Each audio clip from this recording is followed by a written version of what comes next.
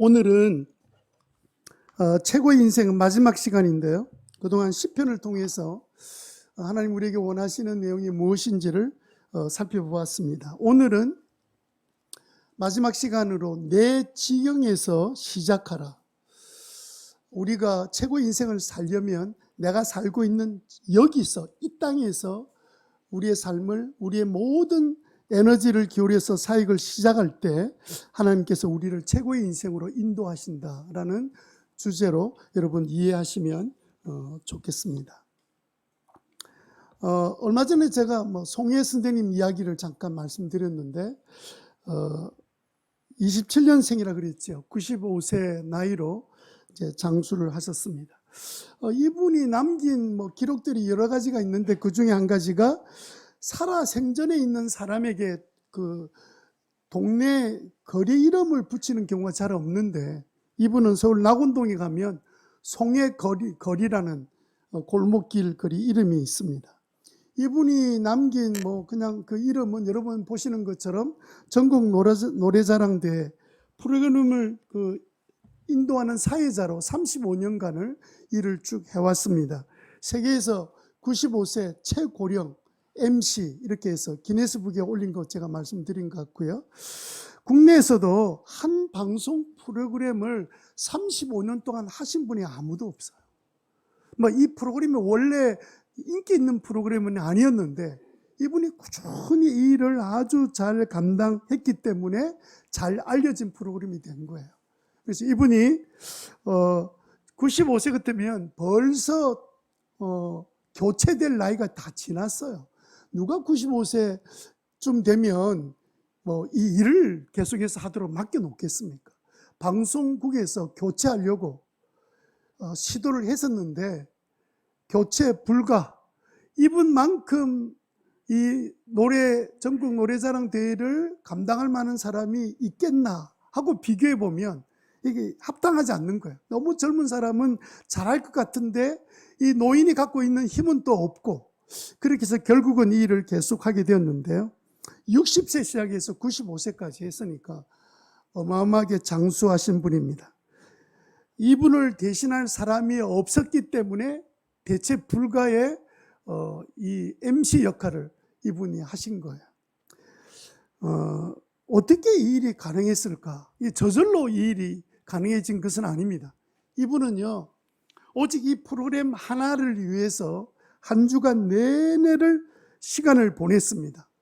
이제 다음 주 장소가 정해지고 시간이 정해지면 그러면 그날 출연할 모든 출연자의 명단과 곡들을 다 받게 돼요. 그러면 일주일 내내 그것 다 자기가 노래 불러가면서 다 확인을 하는 거예요.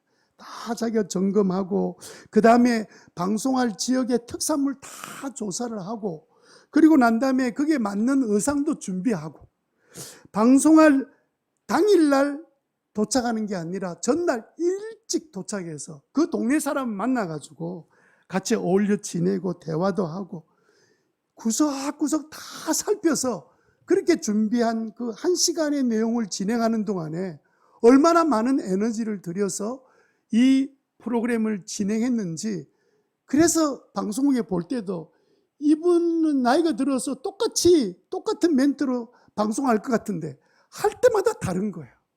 할 때마다 내용이 다르고 말이 다르고 그래서 대체 불가의 사람이 된 겁니다. 이거 어떻게 이렇게 가능한가요? 딴 건 아니에요. 자기 한계를 너무 잘 알았습니다. 자기가 이제 노인이라는 것도 너무 잘 알고 자기가 갖고 있는 준비된 것도 그냥 저절로 되지 않는다는 것도 너무도 잘 알고 그러면서 이 일 한 가지에 자기는 목숨을 걸고 최선을 다한 거예요. 평소에도 그분이 뭐라고 말했냐면 나는 이 일 한 가지 하다 죽을 거다. 그러니까 여러분 얼마나 그 한 가지 일에 자기가 전력을 기울였는지 알 수 있잖아요. 이분이 이렇게 나라로부터 훈장을 받고 이렇게 유명한 인사가 된 것은 다른 것 때문에 된 게 아닙니다. 이 프로그램 때문에 된 거예요. 35년을 이것 하나 하다가 죽겠다 했는데 이분은 진짜 소원대로 죽기 바로 전까지 하다가 돌아가셨어요. 자기를 알고 자기 한계를 알고 그리고 그 일을 대충, 보통 이제 이런 MC 하는 사람들은요, 이렇게 시골 돌아다니는 것 그렇게 크게 중요하게 여기지 않아요. 대충 하고 다른 중앙에서 일어나는 그런 방송의 MC를 맡고 싶어 하는 사람들이 일반적인데, 이분은 자기 딱 주어진 그 일을 딱 하나만 붙들고 죽기 살기로 나 이거 하나 하다가 나는 죽을 거다, 이렇게 전심을 기울이니까 이 프로그램이 유명 프로그램이 된 거예요. 여러분, 아무리 생각해도 어떤 나라에도 이 나이에 MC를 할 수 있는 사람 아무도 없다 하는 이런 측면에서 보면, 이 송해 선생의 삶을 보면서 저는 뭘 봤냐면 우리 성도들의 삶이 어떠해야 되는지를 보게 되었습니다. 신자들은 어떤 사람이에요? 신자들은 오늘 본문 6절에 보세요. 하나님께서 각자에게 주신 그 땅이 있습니다. 요걸 땅이라 말을 하지 않고 지경이라고 말을 표현한 것인데, 여러분 한번 6절을 읽어볼까요? 6절 시작. 줄로 재어서 나에게 주신, 참으로 나는 빛나는 유산을 물려받았다. 그냥 이 구절 그대로 보세요. 하나님이 땅을 줄 때 이렇게 줄로 재잖아요.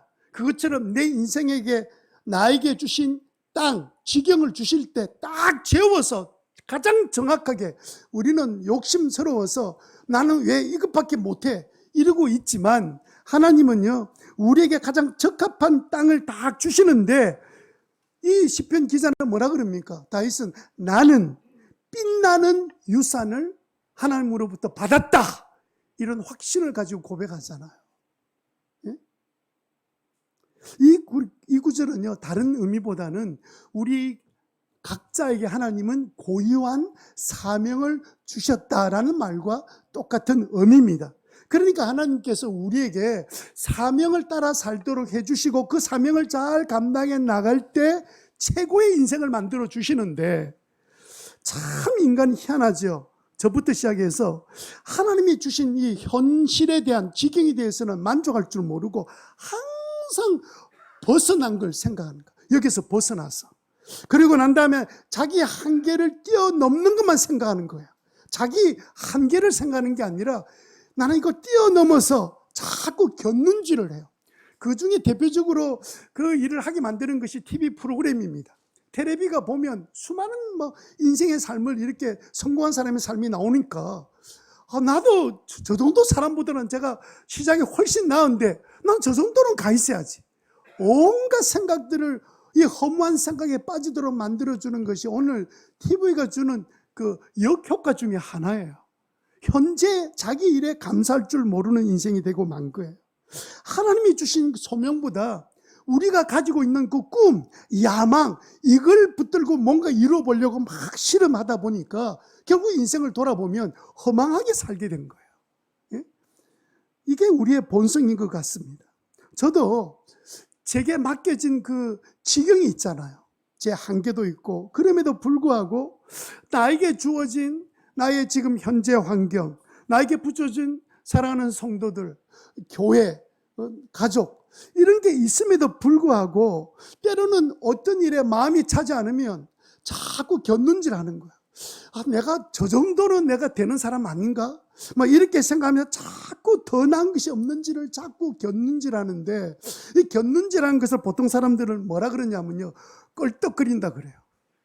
쓸데없이 껄떡거리는 거예요. 아니, 자기 한계도 모르고 하나님은 가장 맞춰서 줬는데 어찌 때만 되면 나 여기 벗어나서 더 나은 데가 없을까? 맨날 현재에 대해서 최선을 다한 것이 아니라 해본 적도 없이 내가 더 나은 곳에 가면 더 나은 최선을 다할 것이라는 착각 속에 살면서 살아가니까 돌이켜보면 뭔가 이뤄놓은 것이 하나도 없는 삶을 살게 되는 것 같아요. 여러분은 어떻습니까? 여러분들은 다윗이 그렇게 고백하잖아요. 하나님이 자기에게 주어진 그 지경에 대해서 생각하면서 나는 지금이 최고야, 이렇게 여러분 만족하시고 고백하십니까? 다윗은 그렇게 고백하잖아요. 다윗이 고백할 때 지금 어떤 자리에 있는 상황인 줄 아세요? 도망다니는 도망자의 삶입니다. 그럼에도 불구하고 하나님 앞에서 자신을 발견하고 난 다음에 뭐라고 고백하냐면, 내가 더 나은 다음을 내가 만들기 위해서가 아니라 지금 나에게 주신 지경이 최고입니다. 한번 따라합시다. 나에게 주신 지금이 최고야. 그렇게 고백하게 되기를 바랍니다. 최고의 인생을 사는 비결은 내가 최고의 자리에 올라가는 게 비결이 아니에요.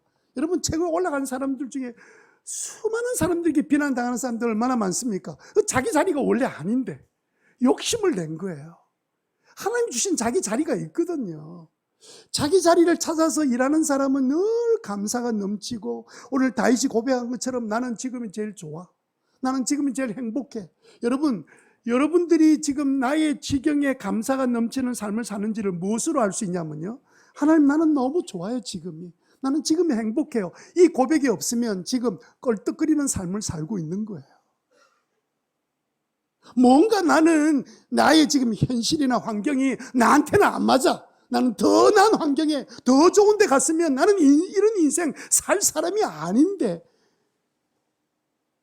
이걸 착한 생각을 착각이라 그러잖아요. 우리는 그렇게 인생을 사는지도 모릅니다. 여러분, 분명히 우리가 살고 있는 지금 나의 지경이 하나님이 허락하지 않고는 이루어질 수 있는 일이 하나도 없잖아요. 참새 한 마리도 땅에 떨어질 때 주님의 허락 없이는 안 된다 그랬는데, 우리가 지금 살고 있는 나의 지금 지경, 나의 살고 있는 삶의 현장, 이거 하나님이 주신 거잖아요. 우리 그걸 알고 있음에도 불구하고 왜 자꾸 우리는 껄떡거릴까요? 껄떡거리는 이유가 있습니다.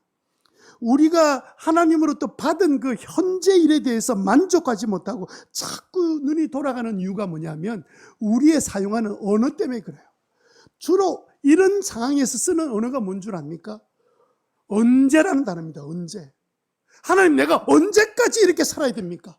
하나님, 언제까지 내가 참아야 됩니까? 내가 언제까지 이곳에서 붙어 살아야 됩니까? 내가 언제 떠나면 되겠습니까? 맨날 머릿속에 들어있는 단어가 언제예요. 지금의 만족이 안 되는 인생을 사는 거예요. 내가 마치 내가 원하는 무언가를 얻어내면 나는 최고의 인생을 살 거라는 생각을 가지고 언제 노래를 부르고 사는 게 이 최고의 인생을 살지 못하게 만드는, 나의 하나님이 주신, 내 하나님이 가장 줄로 재어서 딱 맞게끔 주신 이 현실을 그냥, 물론 우리 각자가 생각할 때는 나는 이 정도밖에 안 되는 사람이라고 하기에는 너무 답답한 문제가 있다 할지라도, 우선 우리가 가져야 될 마음의 태도는 뭐냐면, 하나님이 줄로 재워서 내게 맞춰 주셨다라고 먼저 받아들여야 그 다음에는 하나님의 역사가 시작되는 거예요. 여러분의 지금 현재의 삶을, 나의 지경을 하나님이 주신 줄로 알고 믿고 감사하게 되시기 바랍니다. 오늘 집에 돌아가서 다른 건 다 못해도 하나님, 지금 나에게 지금이 최고입니다, 이걸요 한 100번은 너무 많고, 집에 가서 한 20번만 혼자 방에 들어가서 한번 외쳐보세요. 속으로 하지 말고, 나는 지금이 최고입니다, 나는 지금이 제일 행복합니다, 그걸 외쳐보세요. 왜냐하면 하나님 주셨잖아요. 나는 지금이 제일 불행해요, 나는 지금 마음에 안 들어요, 언제예요? 그러면 지금 누구한테 항의하는 겁니까? 지금 하나님 앞에 항의하는 거. 하나님 앞에. 하나님은요, 지금의 상황에서 더 나은 최고의 인생으로 끌고 가시려고 시작한 출발점이지, 여기 지금 결승점이, 종착점이 아니란 말이에요. 그런데도 나의 잘못된 생각과 말의 태도, 맨날 단어가 언제, 이 단어, 언제까지 내가 이 짓 해야 돼? 이 단어 때문에 내가 얼마나 비참한 인생을 살고 있는지도 모른 채 살고 있는 거예요. 하나님 믿으시기 바랍니다. 하나님 믿게 되시기를 바랍니다. 그럼 여러분, 나의 지경도 믿으셔야 돼요. 그냥 세상에서 들려오는 것, 보는 것, 그냥 방송에 나오는 것, 이 모든 것을 보면서 나름대로 자꾸 껄떡거리는 인생을 살지 마세요. 성공한 사람은요, 송해 선생님처럼 자기가 주어진 일에, 모든 사람들은 60세 된 영감이 한창 잘 나가는 그 시대에 저기 맨날 시골로 돌아다니면서 고생하고, 그게 지금 굉장히 방송 MC들은 힘들어하는 일이거든요. 매 지방마다 가고, 그거는 나중에 변들에 빠진 사람이잖아요. 그런데도 그 일을 다 내가 죽을 때까지 일 한 가지, 이러니까 뭐가 인생이 달라지고 국민으로 받을 수 있는 최고 훈장까지 받잖아요.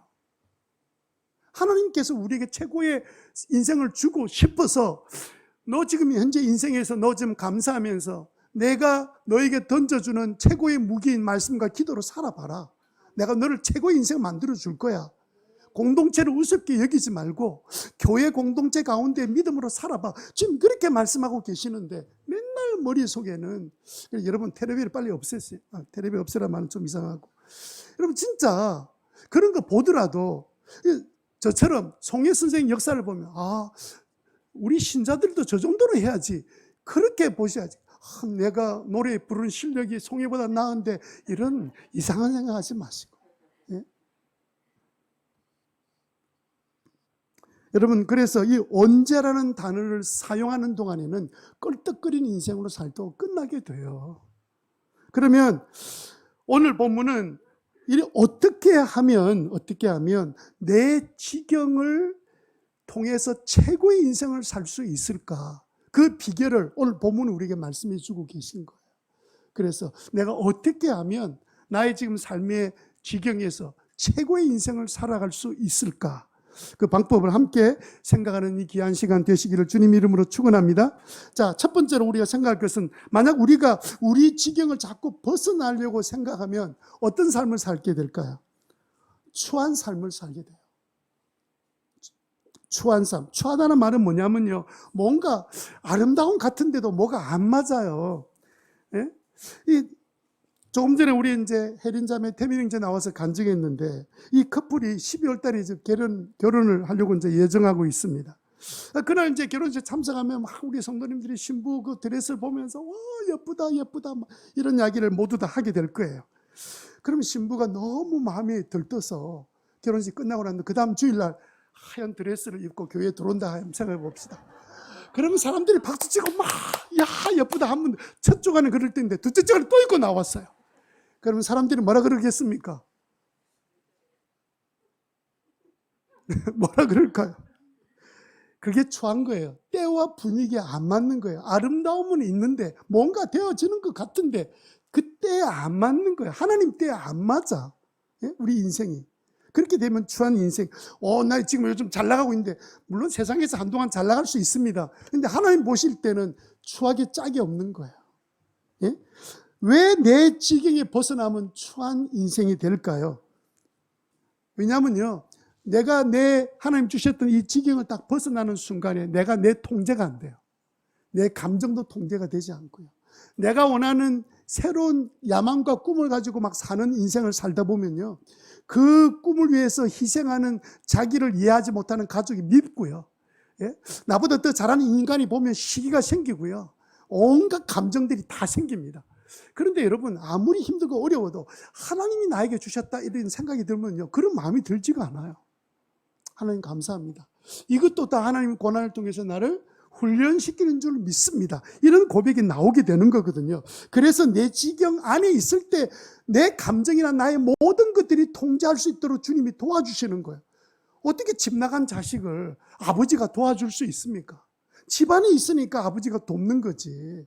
하나님께서 주신 그 지경에서 최선을 다하는 인생 살기를 주님 원하시는 줄 믿으시기를 바랍니다. 여러분, 야고보서 1장 14절에 보면 무슨 말씀이 있냐면, 사람이 시험을 당하는 것은 각각 자기의 욕심에 이끌려서 꿰매 빠지기 때문에, 자꾸 욕심을 부리는 거예요. 내게 주어진 지경에 감사하는 게 아니라 욕심 부리니까 나중에 자기 꾀에 빠지게 되죠. 그러니까 욕심이 자꾸 잉태해서 죄를 낳고, 죄가 자라면서 나중에 무엇을 낳게 돼요? 죽음에 이르게 된다는 거예요.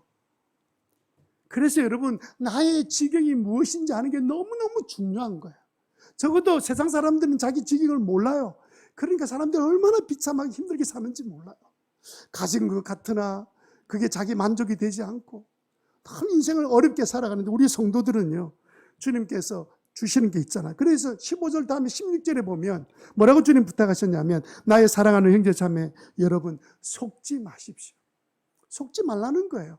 욕심을 가지고 자꾸 자기 지경을 넘어선 걸 자꾸 바라보면서, 왜 나는 이렇게 언제까지 이렇게 살아야 돼? 그런 유혹에 넘어가지 마십시오. 왜냐하면 17절을 주고 싶은 게 하나님의 뜻이에요. 17절 다 같이 한번 읽어봅시다. 시작. 온갖 좋은 소문 위에서 삐뚤을 지으신 아버지께로부터 아버지, 자식이 나에게 온갖 좋은 선물과 모든 완전한 은사들을 다 부어주고 싶은데 보니까 다른 데 가고 없어. 지경을 벗어난 거예요. 지경에 감사할 줄 몰라. 맨날 언제 노래 부르고 있어. 어떻게 하나님께서 그런 가운데에서 은사를 베풀어 주시고 온갖 좋은 선물을 주실 수 있겠어요? 감사하는 그런 은혜가 저와 여러분 가운데 있게 되기를 바랍니다. 여러분, 이 최고의 인생 살 때 첫 번째 설교가 뭐였냐면요, 나의 현실에 감사하라였습니다. 내가 만난 현실이 힘들고 어려운, 정말 피하고 싶은 현실을 할지라도 하나님이 주신 줄 알고 먼저 감사해라. 맥주 감사 주일 지킬 때 우리가 그 말씀 드린 기억이 나요. 여러분, 속지 말아야 돼요. 내가 지금 하나님께서 나에게 주신 그 지경이 어딘지를 아셔야 합니다. 물론 때로는 우리에게 힘든 고난과 시련의 과정을 거칠 때도 있습니다. 그러나 그 순간에도 과정이라 할지라도 하나님 앞에 다 나에게 맡기신 이 순간인 줄 알고 믿음으로 감사하고 지금 잘 견뎌나가면 하나님께서 놀라운 은혜를 주실 것이다. 이 사실을 여러분 기억하고 살게 되기를 바랍니다. 얼마 전에 우리가 사무엘상 같이 큐티를 한 적이 있었는데, 그게 보면 사울왕을 볼 때마다 참 답답하지 않습니까? 키 크고 부잣집 아들을 잘생기고 또 아버지 말씀 잘 듣는 효자였습니다. 그걸 보고 사람들도 왕이 될 만한 사람이다. 그래서 하나님이 그를 왕으로 세워줬더니 왕이 딱 되고 난 다음부터는 사람이 확 달라진 거야. 그 다음부터 하나님 말씀도 안 들어. 자기 마음대로 이렇게 지경을 벗어나. 나중에 하나님이 오늘부터 너는 왕으로서 끝이다. 내가 다른 사람 찾겠다. 이러면 또 왕위를 내려놓고 이제 옛날로 돌아가야 되잖아. 끝까지 자기는 왕이래. 죽을 때까지. 그래 나중에 죽을 때 어떻게 죽었어요? 자기 스스로 자기 목숨을 끊잖아요. 전쟁 때 나가서 패배하면서 하나님이 너희 더 이상 이제는 왕 아니야. 이렇게 했음에도 불구하고 끝까지 그 자기를 지키려고 온갖 추한 일을 다 합니다. 자기 사위까지 죽이려고. 그 말을 또 듣지 않는 아들까지 죽이려고 온갖 일들을 행하다 참 추한 인생 살고 말지 않습니까? 그런데 다윗은요, 오늘 10편 16편 쓸 때 이 다윗 사울 때문에 도망다니는, 그래서 아둘람 공동체를 만들고 억울한 사람, 쫓겨난 사람과 더불어 지내는 동안에 그 지역을 벗어나지 않잖아요. 그게 자기 몸 가누기도 힘든데 온갖 무리들을 다 돌아보는 일을 해 나갔는데, 여러분 그럼에도 불구하고 끝까지 그 자리를 지켰는데 나중에 그가 이스라엘의 위대한 왕이 되지 않습니까? 어떻게 우리는 나의 지경을 인정하고 최고의 인생을 살 수 있을까요? 두 번째 우리가 생각할 것은 뭐냐면, 여러분 우리가 기도 제목을 바꿔야 합니다. 기도 제목을 바꿔야 돼요. 조금 전까지 그래도 맨날 자기 지경을 받아들이지 못했지만 그래도 믿음이 있으니까 하나님 언제까지 내가 이렇게 살아야 됩니까? 언제까지 이 지경에서 살아내야 됩니까? 이렇게 기도 제목이 언제까지였는데, 이 언제까지가 어떻게 바뀌어져야 되냐면요, 어떻게로 바뀌어져야 돼요. 여러분 어떻게로 바뀌어지는 건 단순합니다. 하나님이 나에게 나 이거 감당하기 어려운데, 나는 이거 너무 힘들고 별로 나는 마음이 들지 않는 환경인데 이거 하나님께서 왜 주셨어요? 하나님 주셨다고 믿는 순간에, 그러면 하나님 어떻게 하면 내가 이 환경에서 이겨나갈 수 있겠습니까? 이 환경에서 내가 어떻게 승리할 수 있겠습니까? 어떻게 하나님의 뜻을 알고 순종할 수 있겠습니까? 라고 단어 하나만 바뀌어져도 기도 내용이 달라지고 인생이 달라지는 거예요. 여러분 인생이 언제 인생에서 어떤 인생으로 바뀌어져야 돼요? 어떻게 인생으로 바뀌어주셔야 돼요? 단어 하나만 바뀌어져도 기도가 달라지고 인생이 달라지고 최고의 인생을 살아갈 수 있게 만들어주는 것이 단어 하나의 결정이 돼요. 주님, 제가 만난 지경, 지금은 너무 힘들고 어려워서 당장 기도가 하나님 언제까지 기다려야 돼요? 이렇게 기도하고 싶은데, 그러나 하나님께서 나에게 주셨다면 하나님 이 어려움을 내가 어떻게 이겨나갈 수 있을까요? 주님 도움 없이는 나는 아무것도 할 수 없어요. 이렇게 고백할 때 하나님께서 어떻게 행하시겠습니까? 결과적으로는 줄로 재워진 것 같은 땅을 그때 주셨구나 라고 다윗이 고백했던 것처럼 최고의 인생, 최고의 삶을 살아가는 시간이 될 줄 믿습니다. 여러분 다윗이요 10년 동안 광야에 그 다음에 꼴짜기, 남이 살 수 없는 그런 형편없는 곳으로 자꾸 피난을 다니면서 심지어는 그 적국의 나라 블레셋까지 도망을 미친 사람처럼 해서 도망도 가고 이렇게 지내는 동안 10년을 지냈습니다. 그 400명 그 정말 끔찍한 무리들, 한많은 무리들, 상처 많은 무리들, 쭉 도망다니는 무리들을 데리고 지내는 동안에 얼마나 힘들었겠습니까? 제 같으면요, 하나님 제가 언제까지 이주해야 됩니까? 언제까지 저 무리들을 내가 보살피고 다닙니까? 나도 지금 살기 어려운데 이랬는데요, 다윗의 시를 보면 이게 단어가 바뀌어졌어요. 어떻게로 바뀌어져 있는 거예요? 하나님께서 나에게 재워주신 나의 지경, 나의 땅이다. 이것만큼 아름다운 것이 없다. 이것이 나의 주신 하나님의 최고의 유산이다. 이렇게 받아들이게 되면서 그가 기도할 때, 하나님 제가 그럼 이 무리들을 데리고 어떻게 살아야 될까요? 어떻게 믿음으로 내가 살면 되겠습니까? 그래서 여러분 5절에 보십시오. 뭐라고 고백합니까? 6절을 우리가 조금 전에 읽었는데 5절을 읽겠습니다. 아 주님, 시작. 아 주님, 주님이야말로 주님께서 나에게 필요한 모든 복을 내려주십니다. 나의 미래는 주님이 책임집니다. 제 같으면 6절을 앞에 하고 5절을 뒤에 할 것 같아요.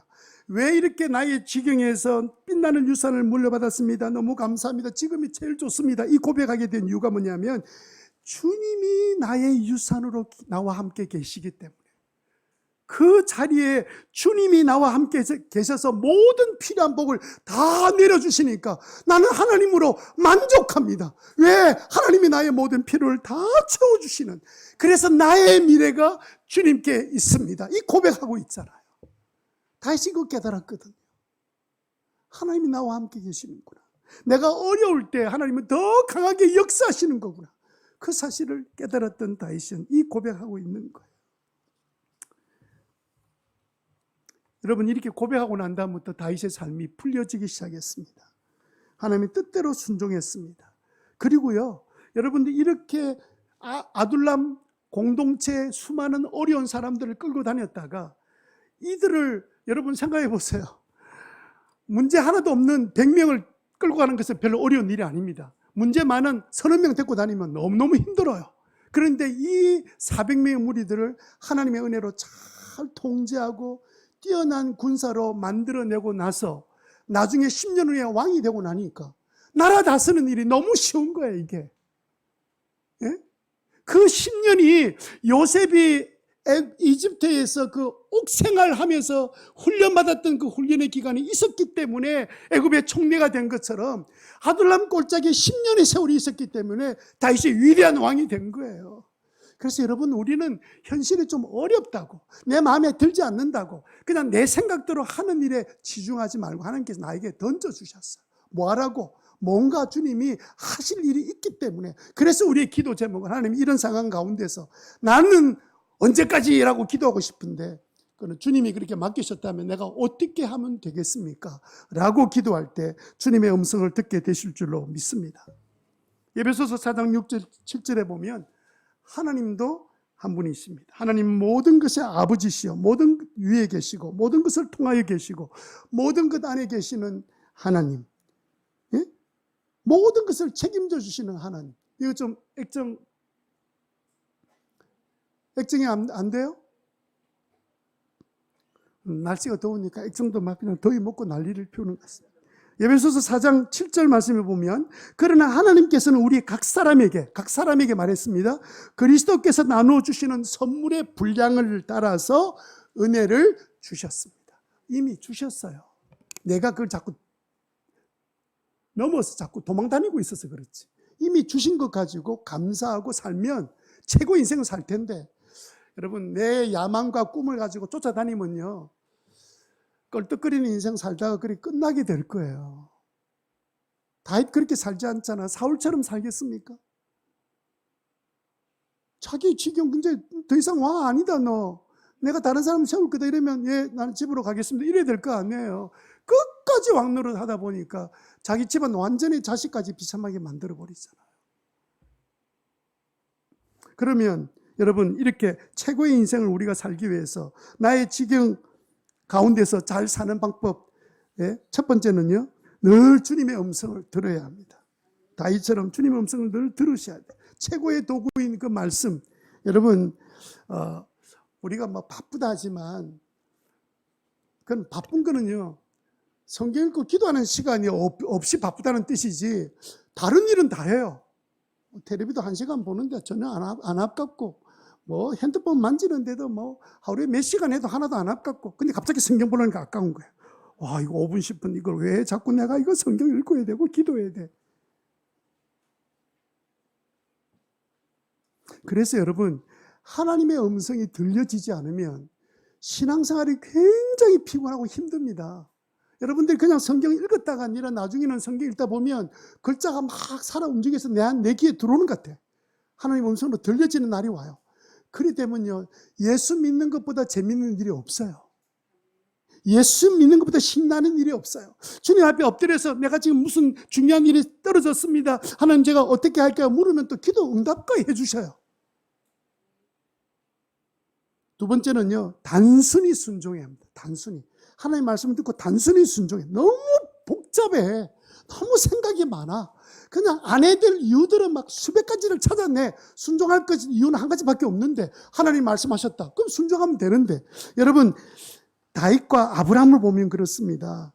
여러분, 아브라함의 그 아버지가 데라라는 사람인데 창세기 11장 31절에 보면, 여러분 창세기 11장 잠깐 펴보세요. 11장 31절에 보면 그 데라는 아들 아브람과 하란에서 난 손자 롯과 그 아브람의 아내 며느리 사레를 데리고 가나안 땅으로 오려고 갈대아 우르를 떠나서 하란에 이르렀다. 그는 거기에다 자리를 잡고 살았다. 아니, 가나안 땅에 가야지 왜 그게 그 자리가 살기 좋은 곳이거든요. 교통의 요지입니다. 여러분 나중에 뭐 여유가 되면 이 하란 지금도 가면 그 유적지가 남아 있어요. 살만한 곳이에요. 그럼 정착하고 산 거예요. 그러다가 어떻게 됐을까? 32절에 보면 데라는 205년을 살다가 하란에서 죽었다. 원래 목적지가 어디에 하나님 부르신 데가 가나안인데. 그런데 여러분, 바로 그 다음 장이 12장 1절인데 하나님께서 아브라함에게 말씀하십니다. 너는 네가 살고 있는 땅, 네가 난 곳, 너의 아버지 집을 떠나서 내가 너에게 보내주는 땅으로 가라. 이랬더니 4절에 보니까 뭐라고 나와 있습니까? 4절 시작. 아브라함은 주님께서 말씀하신 대로 길을 떠났다. 그냥 적시로 떠났어요. 뭐 이유를 여기에서 뭐 지금 하나님 지금 날씨가 무더워서요, 요거 한 달 지나면 좀 선선해져요. 그때 한번 제가 생각해 보겠습니다. 그런 생각 안 했습니다. 그냥 말씀 딱 떨어지니까 바로 그 적시로 떠난 거예요. 날씨가 뭐 환경이 뭐 가진 것이 상황이 아무 상관없이 주님 말씀하셨으니까. 여러분, 주님은요 말씀하시고 그냥 그대로 순종하면 책임은 주님이 다 지시는 거예요. 순종 안 하면 내가 다 책임져야 돼, 내 인생을. 그래서 나중에 하나님 앞에 가서도 원망을 못하는 이유가 뭐냐면 내 마음대로 한 것에 대해서 내가 어떻게 원망해. 하나님이 하나님 앞에 다 드러나는데, 내가 그때 감정이나 내 생각이 다 드러나는데. 그래서 여러분, 우리가 그냥 단순하게 순종하는 거예요. 믿음은 그러면 무조건 믿으라는 뜻이 아닙니다. 단순하게 하나님의 말씀을 들었으면 단순히 순종하는. 그래서 자꾸 막 그냥 복잡하게 만들지 말고 그렇게 살아갈 때 하나님 은혜를 베풀어 주실 줄로 믿습니다. 여기 세 번째 한 가지 더 붙인다면 뭘 붙여야 되냐면 현재 주어진 일에 집중해야 합니다. 현재 주어진 일에 집중해야 돼요. 현재 주어진 일에 집중하셔야 돼요. 다윗은 그랬습니다. 현재 주어진 일, 아이고 그 끔찍한 그 무리들을 데리고 살아가는 동안에도 하나님은 놀랍게도 훈련되어지고 세워져서 다윗을 위대한 사람 만들어 주신 거예요. 그래서 여러분, 우리 인생 사는 동안에 이런 마음 가지셔야 돼요. 특별히 이 세상에 있기 때문에 좋은 것도 없고 나쁜 것도 없다. 오직 내가 좋은 것은 하나님이 살아계시고 나에게 말씀해 주시니까 그게 너무 좋은 거예요. 어떤 상황이 내게 찾아올지라도 아무 상관이 없잖아요. 이제 그런 삶을 살려고 여러분 마음 먹는 저와 여러분 되시기를 바랍니다. 자, 마지막 세 번째로 우리가 지경 안에 있다는 사실을 인정하고 나는 최고의 인생을 지금 살고 있다. 나는 지금 행복해. 이렇게 막 여러분 고백해 보세요. 여러분이 진짜 행복한 사실을 알게 돼요. 그렇게 고백하고 살면 어떤 삶을 살게 되느냐? 진실로 아름다운 삶을 살게 됩니다. 여러분 7절 볼까요? 이게 참 시편 보면 재밌는데 5절 6절 이렇게 막 주님이 최고의 지경을 땅을 나에게 주셨습니다 이러고 난 다음에 7절에 보니까 그렇게 인정하니까 주님께서 날마다 좋은 생각을 주시며 좋은 아이디어를 계속 주시며 그 무리들을 챙겨야 되는데 얼마나 힘들겠어요. 날마다 나의 마음에, 밤마다 나의 마음에 교훈을 주시니 내가 주님을 찬양합니다. 하나님 앞에 엎드려 기도하고 주님 말씀을 생각하며 늘 지혜를 주시고 놀라운 생각을 주시니까 다윗이 주님을 찬양한다 그러죠. 8절에 주님은 언제나 나와 함께 계시는 분, 그가 나의 오른쪽에 계시니 나는 흔들리지 않습니다. 흔들리지 않는다 말하는 거 보니까 주변에서 뭐 하는 사람이 많아요? 흔드는 사람이 너무 많은 거예요. 사울도 흔들지요. 쫓아다니는 무리들도 흔들죠. 온갖 인생들이. 심지어는요, 이 400명 데리고 살다가 어느 날 전쟁이 터져서 한번 가족들이 포로로 끌려갔을 때 이 400명이 다윗을 죽이려고 그랬어요. 웃기는 일들이죠. 그런데도 불구하고 다윗이 끝까지 믿음으로 참고 그들을 양육하고 나중에는 뭐라고 고백합니까? 나는 내가 믿었던 무리들까지, 인간들까지도 막 흔들어도 나는 흔들리지 않습니다. 누가 계시기 때문에? 주님이 내 오른쪽에 계시니까.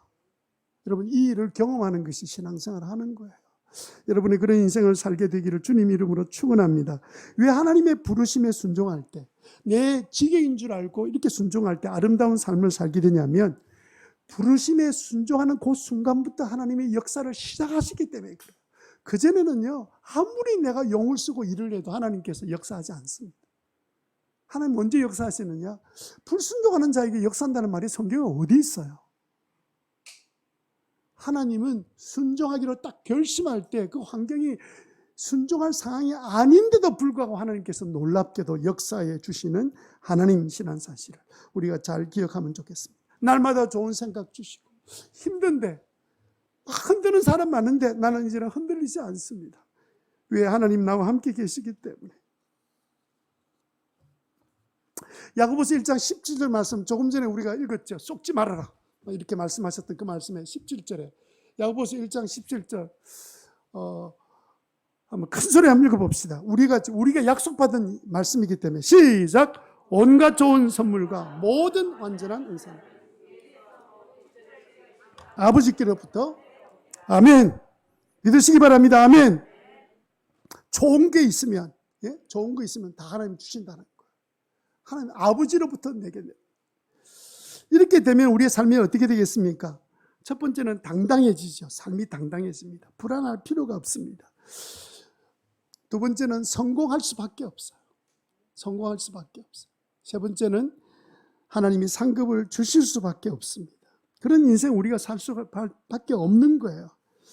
그래서 하나님 주신 내 삶이 최고다 이렇게 생각하고, 그래서 잠언에 보면 아굴이라는 사람이 기도할 때 어떻게 기도하냐 이렇게 기도했습니다. 하나님, 나는 부하고 싶지 않습니다.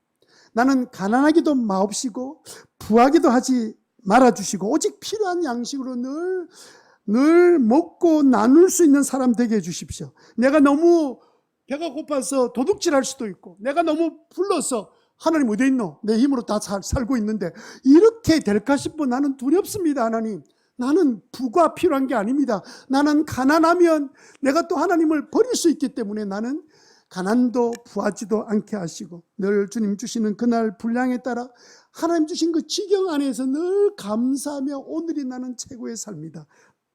따라합시다. 지금이 나의 최고의 삶이다. 시작. 그렇게 살기로 마음이 결단하는 저와 여러분 되시기를 주님 이름으로 축원합니다. 아멘. 큰일 났다. 이 전목사 따라다니는데 부자는 다 됐다. 여러분, 부자는 하나님께서 알아서 부자를 만들어 주세요. 부자는 성경에 보면 하나의 은사예요. 물질을 맡을 만한 준비가 되면 하나님께서 다 맡겨주세요. 그런데 물질을 조금 맡겨놓어도 관리가 잘 안 되는데 하나님께서 물질 많이 맡겨놓으면 뭘 만드시겠어 나중에. 그러니까 여러분, 그런 걱정 안 하셔도 돼요. 날마다 필요한 것 채워주시는 하나님 믿고 믿음으로 살게 되시기를 주님 이름으로 축원합니다. 저는 오늘 마지막 말씀을 정리하면서 세계로 병원의 이승도 장로님 이야기하고 이제 마치겠습니다. 세계로 병원의 그 이승도 장로님은 원래 그 복음병원 원장으로 있을 때 제가 성도 제일교회 그때 부교육자로 있었기 때문에 이분이 어떤 분인지 제가 너무도 잘 알고, 그 자녀들이 세 자녀가 있는데 다 그때 대학부 있을 때 제가 지도했던 그 학생들이었습니다. 너무 잘 알죠, 그 가정에. 많은 이야기는 제가 할 수는 없지만 한두 가지는 우리 국내에서 유방암 전문 병원은 하나밖에 없습니다. 종합 서울에 있는 대학병원 말고 일반 병원에서 암 전문 병원은 세계로 병원밖에 없습니다. 이 병원은 지금 가면 여러분들이 4개월 정도 해야 진료를 받을 수 있어요. 이혁진 과장, 아들 되는 이혁진 과장한테 받으려면 4개월을 기다려야 돼요. 이분은요, 지난 60년 동안 엄청난 환자들을 수술했습니다. 어떤 분은 한강 이남으로 제일 외과 수술을 많이 하신 분인데, 이분이 지금 나이가 몇 살인데 아직까지 수술을 하세요. 얼마나 건강한지도 모릅니다. 이분이 의사 되었던 가장 중요한 이유는 어머니가 몸이 아픈 그 일을 이유로 내가 이제는 아픈 사람 치료해야 되겠다 생각하고, 의사 중에서도 즉시로 낫는, 즉시로 의사가 손을 대어서 즉시로 효과를 보는 것이 외과 수술이거든요. 그래서 다른 거 보지 않고 나는 사람을 즉시로 고치는 사람 되고 싶은 그 마음을 주셔서 그냥 외과 의사로 시작해서 지금까지 한강 이남에서는 아주 네오노라고 잘 알려져 있는 그런 생활을 해 주셨고, 또 자녀들이 다 의대, 약대 이렇게 출신들로 지금 이 병원에서 이제 지금 원장은 아들 내과 이 효진 원장이 지금 내과 하고 있고, 큰아들은 지금 외과 과장으로 지금 하고 있는데, 이 병원을 할 때 원래 보건병원이 사실은 기독교 의료센터로 시작했어요. 그런데 지금 완전히 일반 병원처럼 돼버렸어요.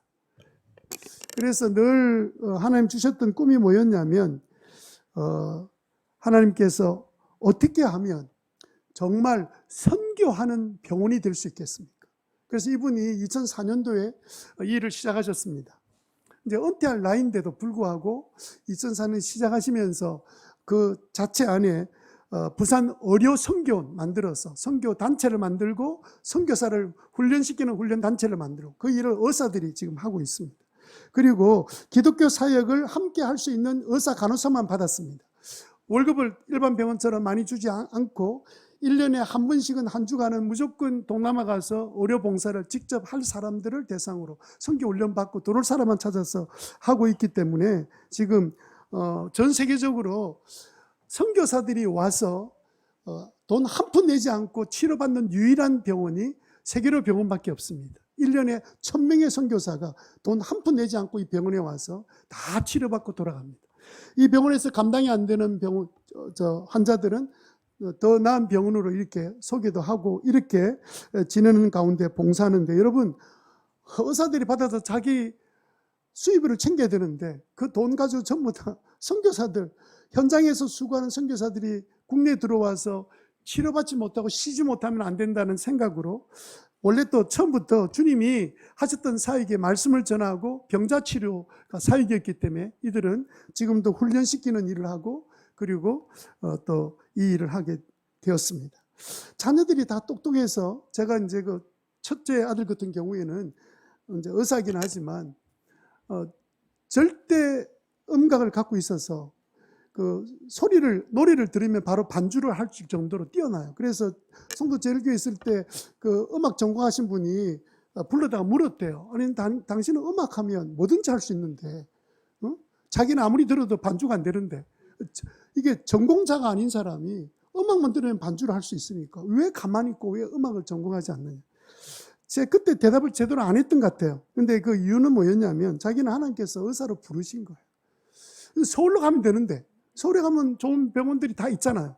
대학도 들어갈 수 있는 만큼 수석으로 학교에서 졸업했기 때문에 다 할 수 있는데도 불구하고 부산에 남아 있었던 이유는 뭐냐면, 나중에 알고 보니까 함께 모여서 하나님이 원하시는 공동체를 만들기 위한 아버지의 뜻이 있었던 것을 나중에 제가 알게 되었습니다.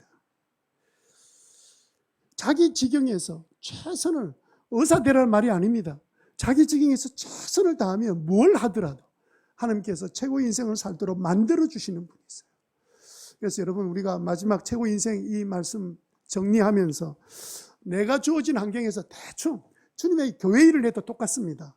교회 일을 작은 걸 하나 맡아도 그 일에 최선을 다하는 사람이 있고 대충 하는 사람이 있는데, 하나님 보실 때는요, 세상 일이든 교회 일이든 가정 일이든 최선을 다하는 사람을 통해서 일하시지 대충 하는 사람을 통해서 일하시는 건 아니에요.